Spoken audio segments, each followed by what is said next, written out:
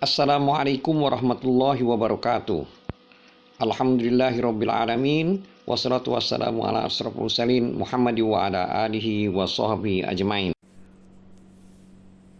Dulur-dulur seiman yang dirahmati Allah.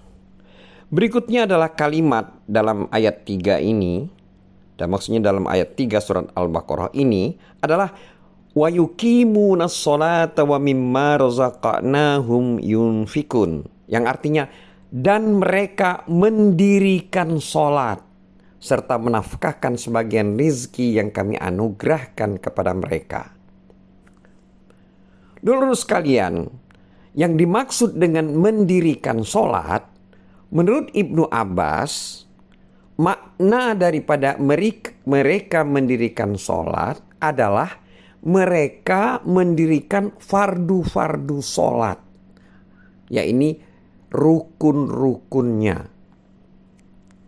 Dahak mengatakan dari Ibnu Abbas, yang dimaksud dengan mendirikan sholat ialah menyempurnakan ruku, sujud, bacaan Al-Quran, khusyuk, dan menghadap sepenuh jiwa dan raganya dalam sholat. Jadi menghadapkan seluruh jiwa dan raganya ketika atau dalam sholat. Qatadah mengatakan bahwa mendirikan sholat artinya memelihara waktu-waktu sholat, kemudian wudhu, kemudian ruku dan sujud. Dulur-dulur yang seiman, Muqatil Ibnu Hayyan mengatakan bahwa mendirikan sholat artinya memelihara waktu-waktu sholat, kemudian menyempurnakan wudhu, sujud, bacaan-bacaan Al-Quran, bacaan tasyahud, dan salawat untuk Nabi SAW di dalam sholat.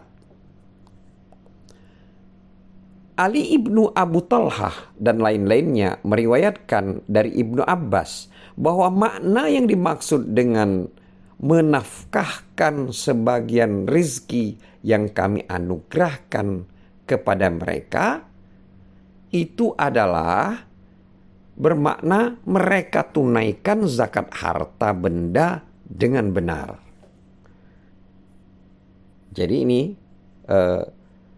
makna dari terus dari kalimat tadi.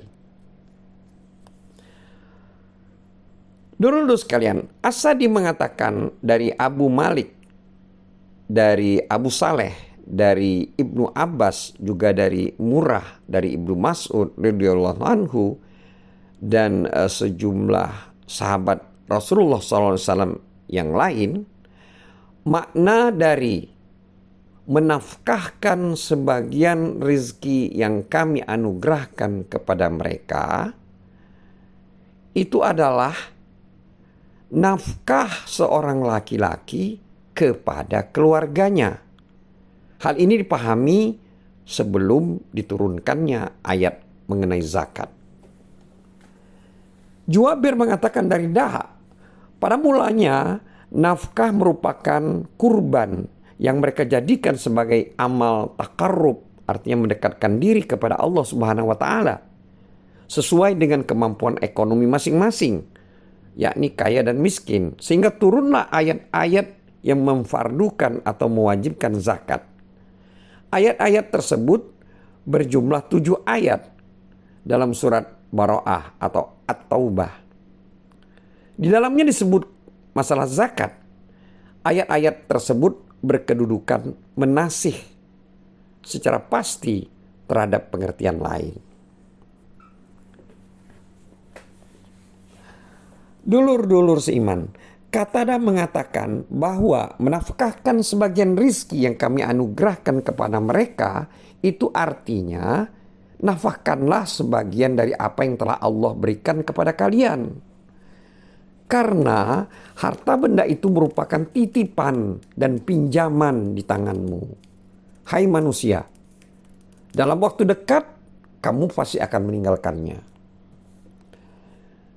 Ibnu Jarir memilih pendapat yang mengatakan bahwa yang dimaksud dengan ayat ini bermakna umum, mencakup zakat dan nafkah.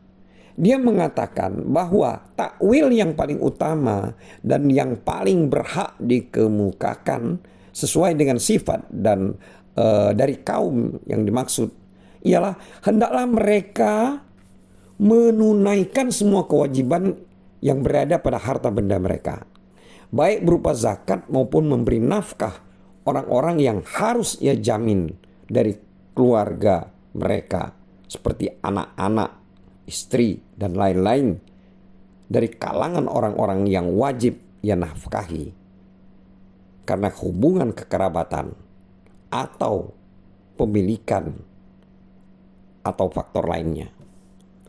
Karena Allah Subhanahu wa taala mensifati dan memuji mereka dengan sebutan tersebut, seperti setiap nafkah dan zakat adalah perbuatan yang terpuji dan para pelakunya mendapat pujian. Menurut kami dalam hal ini penulis, Allah Subhanahu wa taala seringkali menggandengkan antara salat dan memberi nafkah.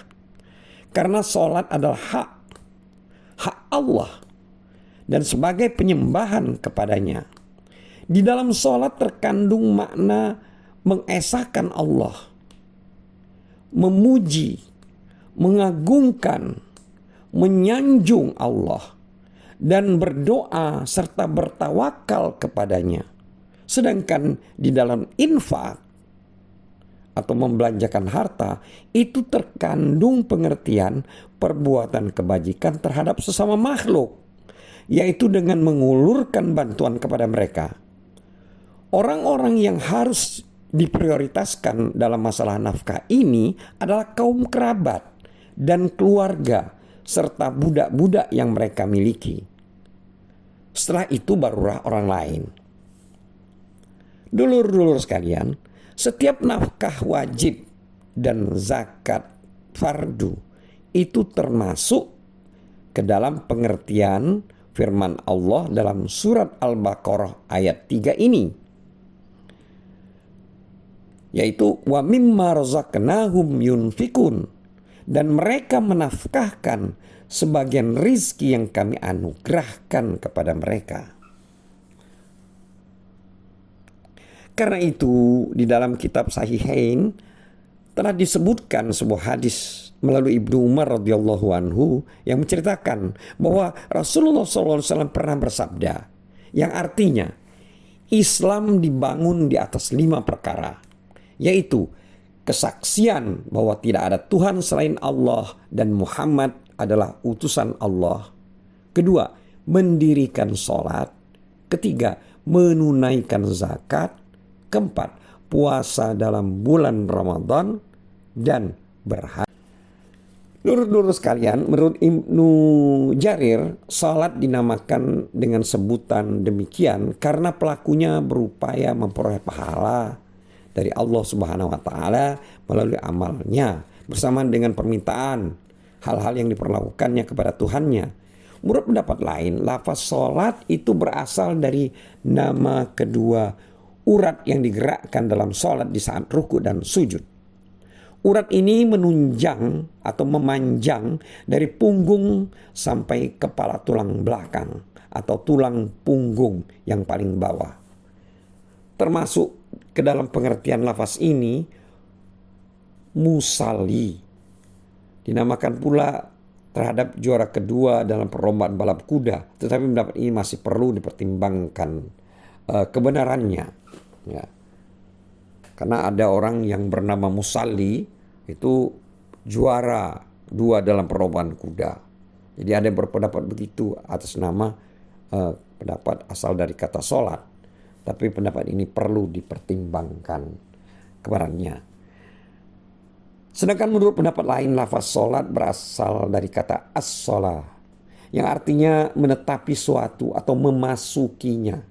Seperti makna yang terkandung dalam firman Allah pada surat Al-Lail ayat 15. Artinya la yaslaha illal ashqa.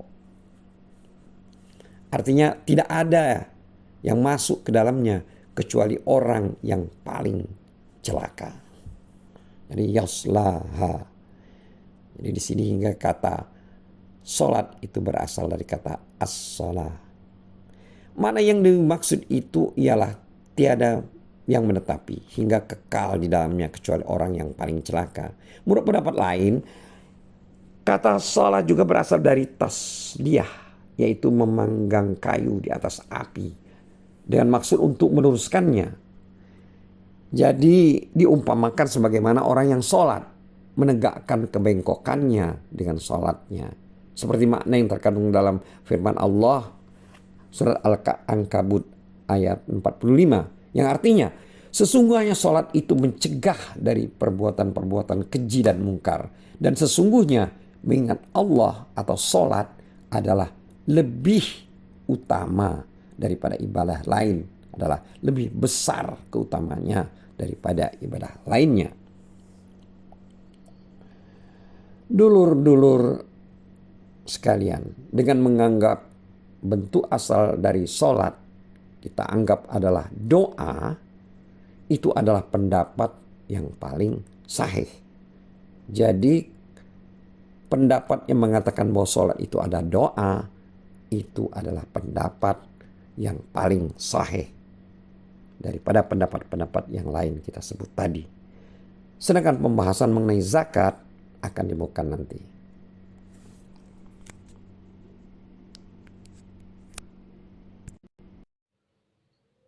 Wallahu a'lam bishawab. Wassalamualaikum warahmatullahi wabarakatuh.